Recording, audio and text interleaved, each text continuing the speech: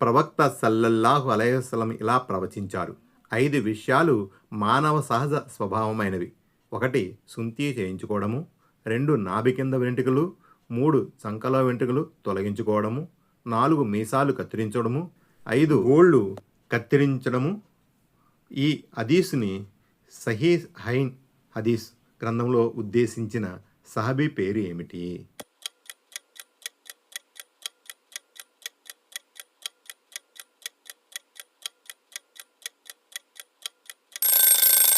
హజరత్ అబూ హురైరా రజియల్లాహు తఆలా అన్హు.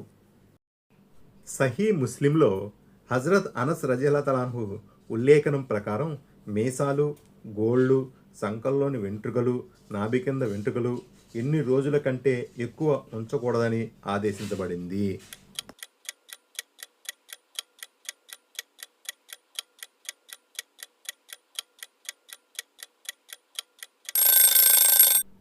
నలభై రోజుల కంటే ఎక్కువ రోజులు. ప్రవక్త సల్లల్లాహు అలైహి వసల్లం ఇహ్రాంను ఎలా ధరించేవారు?